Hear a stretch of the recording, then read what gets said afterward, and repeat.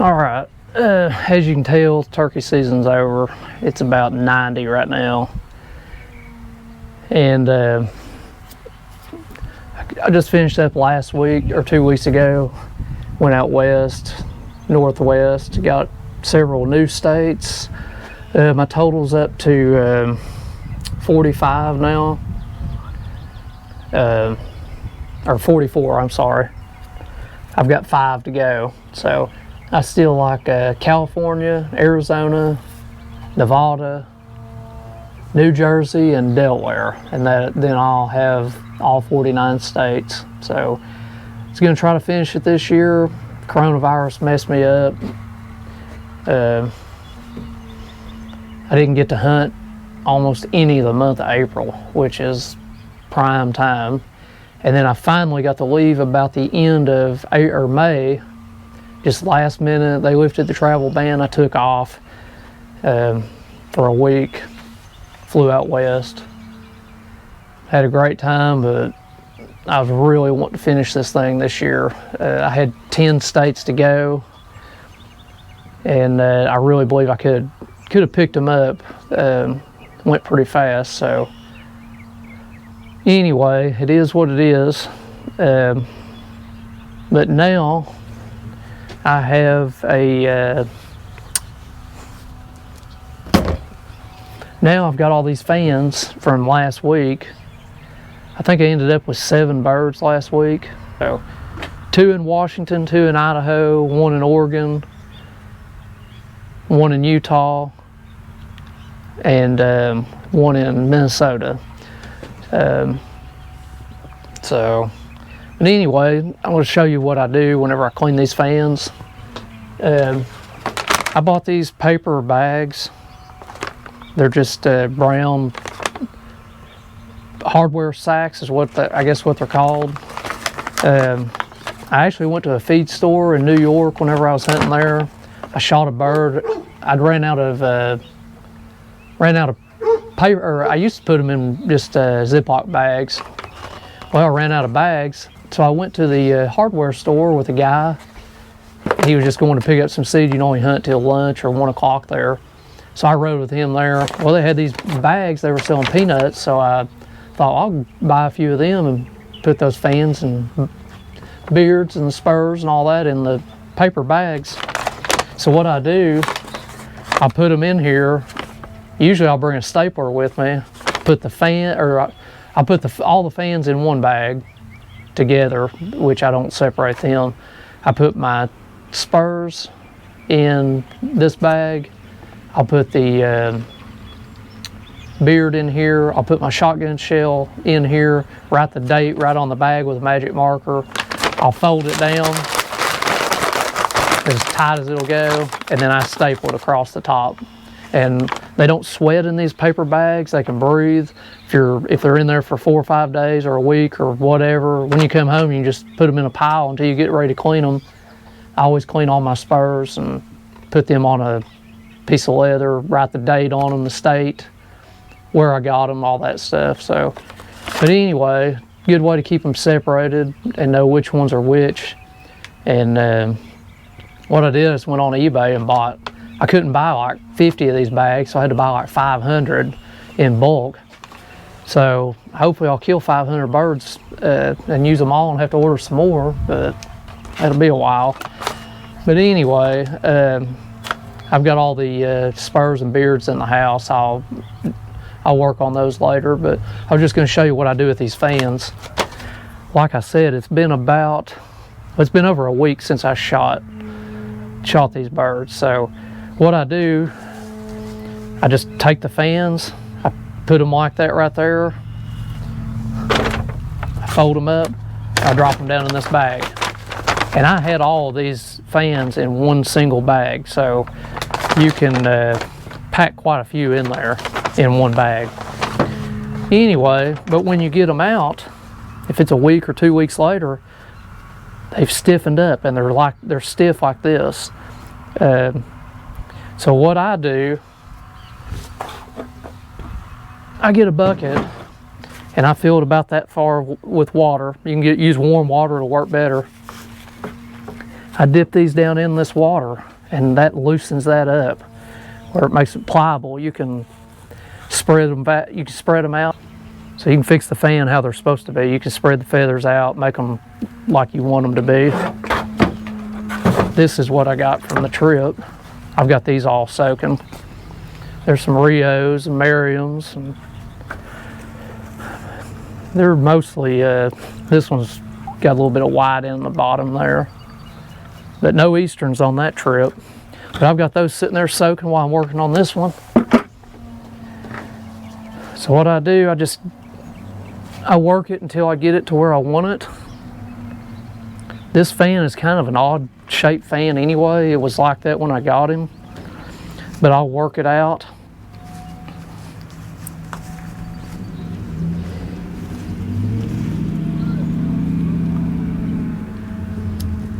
I'll work it out and get it to where I want it. This feather right here, you could work with it and make them perfect, but that's kind of the way he was when I got him, so I'm just going to kind of leave it like that. All right, so another thing about leaving them in the water when you get them wet, this is just a little small bucket, I guess a 2.5 gallon bucket. And what I've done, I've filled this thing full of borax. I've got borax and salt down in this bucket.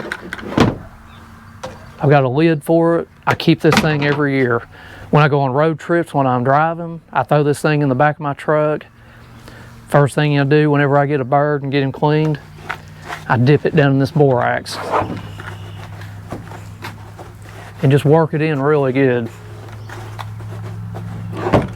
Just cover that thing.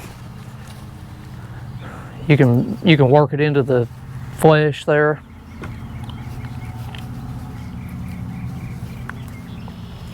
And it does a really good job. So it's kind of messy with it being wet, but it'll dry out and it'll be fine. So what I do, I just lay that out.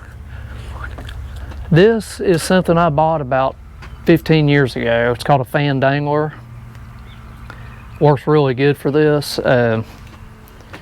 I can't find them anymore. I don't know. I guess they've quit making them. But I bought about 7 or 8 of them about 10 years ago, 15 years ago, whenever I bought these. And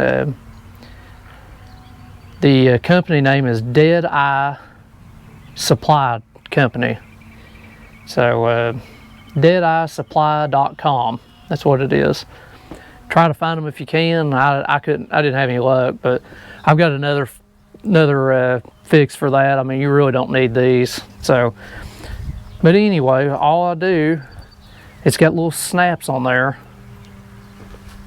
You just take that last tail fan feather and just snap it in there. Then take your second one and snap it in the second snap. And even that up to where you want it. And a lot of times I will take a drywall screw. See, I want it pushed down just a little bit like that. I want it fanned out where it's parallel. I like a parallel fan. So a lot of times what I'll do, I'll take a drywall screw and I'll just start it right into the skin or the flesh there.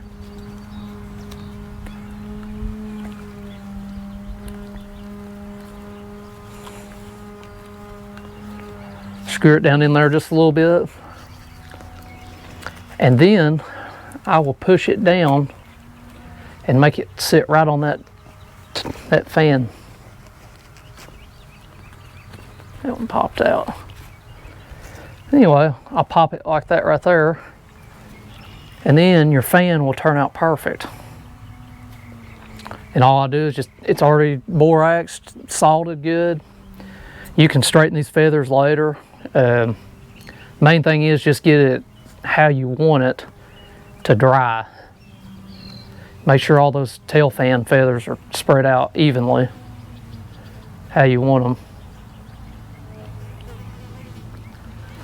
And then just hang that dude up. I've got a bunch of nails hanging in my garage. I just hang them up in there and just leave it there and I don't know, a month or two, it dries out. Then you can come out, clean the borax off of it, clean the feathers, straighten them however you want to. These little spots here, you can get some water and warm water and wet them down. Most of the time you can do it with your fingers and just kind of put all that, clean it up. So that's how you use the fan dangler that I've used for years. So the other option I have, all right, here's one that's set up. You can see how hard this thing is. I mean, it won't even fall apart. So what you have to do, you just have to start working that thing. Just work it like this, and it'll just keep opening up farther and farther. Now this fan's not very big. It's a Rio fan. All those birds out there that I shot, and a buddy of mine was with me, and we shot several birds, and I don't think any of them weighed over 17 pounds. So they were smaller birds, but which didn't matter to me. They were full gobblers, long beards. Some of them had spurs, some of them didn't have any spurs. Actually, the two I shot in Washington, their spurs looked like Jake spurs, but had full beards, full fans, come in strutting, drumming, fighting. I mean, full gobbles. So, but anyway, and it's sometimes the longer you let these sit, the harder they are to get worked out. So,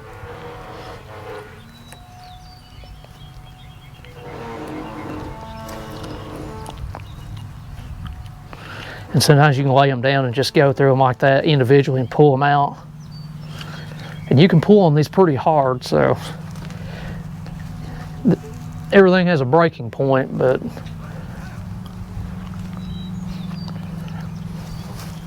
just keep working them back. Sometimes you have to dip them in the water again, get them wet.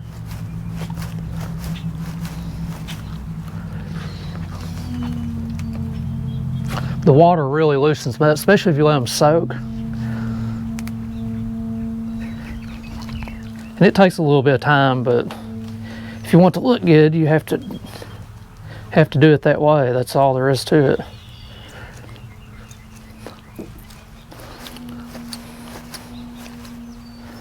Just keep working it back and forth.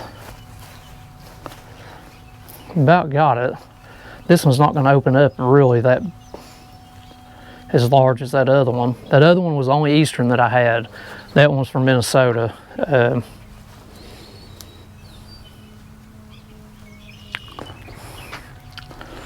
All right.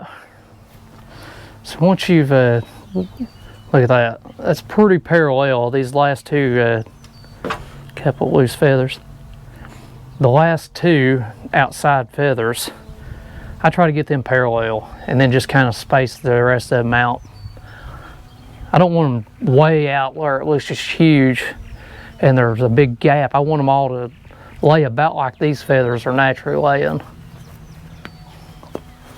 You don't want it to look weird when you're, you know, you don't want to stretch it out like you're trying to make it look bigger than it really is, because it just doesn't look good that way. So you can look at the back and kind of see how they're all spaced out.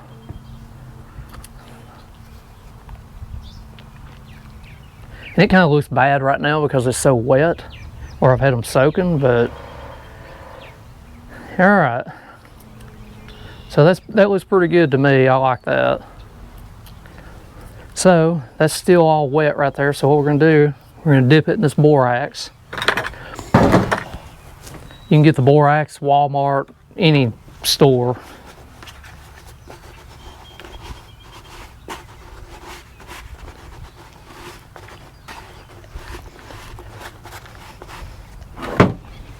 Just get it completely covered.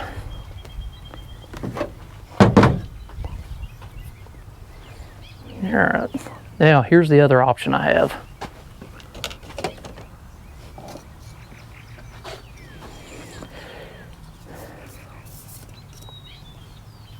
Now what this is just a regular clothes hanger that you hang shorts up, pants, whatever. And I had to buy these in bulk. I bought them on Amazon or eBay or somewhere. And I think I've got like 200 of these or something crazy. You can just buy a bunch of them, it's cheap. So, but anyway, what I do with these, it's the same thing as the fan dangler. You can do about the same thing. Just try to find the center of it and grab that last tail fan feather and just barely clip it. And the main thing is here, you want it in the center. And then you can fix this how you want it. Maybe you might have to grab the second fan too, the second feather. So see what you got? So it's pretty much the same thing, a whole lot cheaper than that other fan dangler. I think it's like $5 for one of them.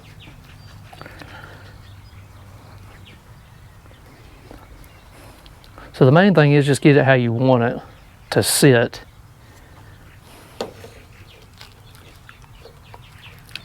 Because once it hardens this time, it's done. And then you can still take your drywall screw if you need it.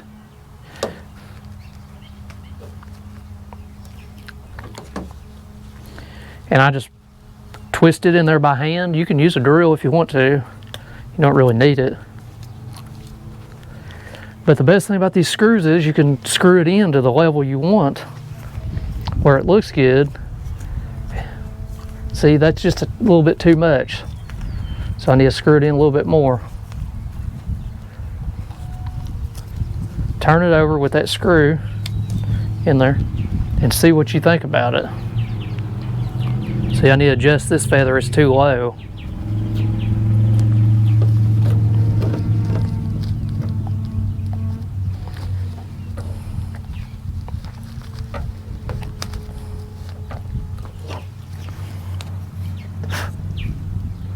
It looks a little better.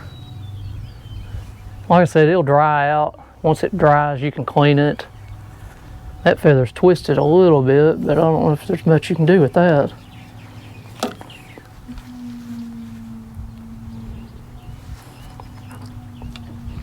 Anyway, the layout of these feathers, you can fix them however you want them. Whatever looks good to you, that's what you can do with it. So that one's twisted just a little, and I don't know why. It's just got a roll in the feather for some reason. That's just the way it naturally is, I believe. So that's the way it grew. So I'm just going to leave it how it is. Kind of a neat little touch to it. So and then you just hang that one up in the garage like that. Hang it on a nail or hang it out in the building outside, whatever you got. I wouldn't leave it out in the sun or where animals can get to it, but and just leave it for a month or two, and whenever then you can take them loose and put them on a board. You can just hang them up as a fan. You can do whatever you want to with them. So that's just how I do it. Everybody probably does it different. These things have held up. I've done this for, oh gosh, I guess 20 years, 20 plus years, and I've still got some that I did a long time ago, and they're still fine. Main thing is you got to scrape all the flesh or the meat off these fans when you clean them. Get all you can off of them. Soak them really good in that borax. Get them coated really good. Let them dry, and you'll have you a nice fan. Turns out like that. So anyway, didn't get a lot of shooting, didn't get a lot of videos this year. I was wanting to do more, and I'll tell you, it's tough.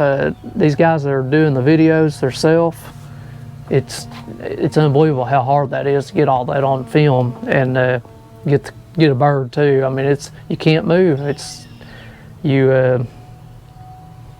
You gotta, I mean, it's hard enough just to set up to shoot one, but set up 2 or 3 cameras and try to get it, and trying to turn them on, change batteries. The turkey comes over here, the camera's aimed here.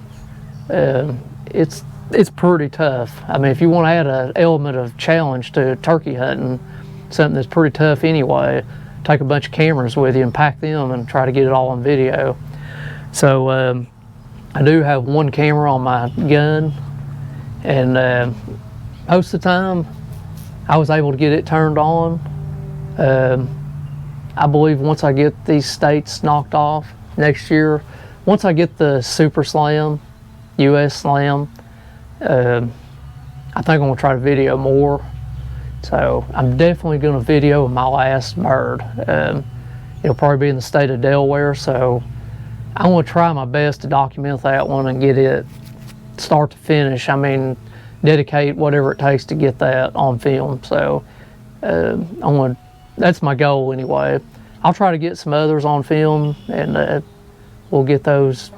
I'm gonna put them on YouTube and see what we can do with that. And just more or less just have something to look back on 30 years from now and say, hey, you know, just relive the hunt and share it with my kids or whoever wants to see it. So it's kind of neat, and it's exciting to come back home from a hunt and replay your video footage. It's like checking a trail camera. I mean, for the first time in a new place, you get back and it's hard to remember every single aspect of the hunt, but when you play it back on video, you remember stuff, and maybe sometimes you see stuff that you didn't even realize. So it's really cool to do that. So that's kind of the reason I'm doing it, just to have fun. I enjoy turkey hunting so much, and just another added another way you can enjoy it a little bit more. So something else you can do. So but anyway, that's probably it for this one, and I might put a few of my turkey hunts on.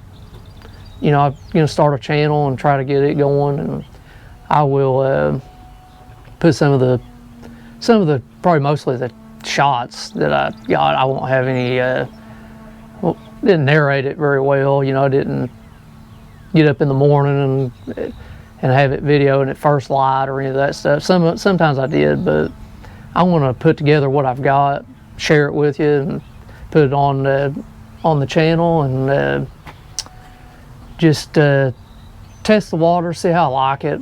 Might not even want to do it next year, I don't know, but I want to do it, give it a good shot anyway. So bought a couple cameras and got me a computer that's not 20 years old that I can actually watch a 4K video on. So costs a little money to get it going, so I'm going to give it a good try and see how it works out. Enjoy it, take other people hunting, get them on video, get their hunting on video.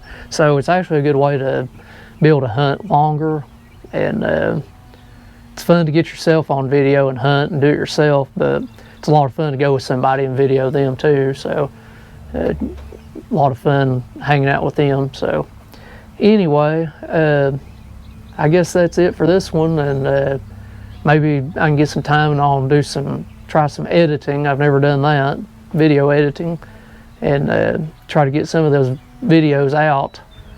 I think I ended up with 17 birds this year, and got Hawaii, Washington, Oregon, Idaho, Utah. So I got 5 new states. So went to Minnesota. I just enjoy hunting there.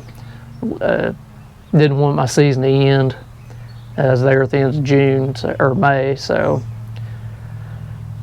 just another little bit of hunting I could get in before the season was out. I felt like I didn't get to hunt much this year with the virus. So, but anyway, we'll see how it goes, and hopefully see you next year. Try it again. See ya.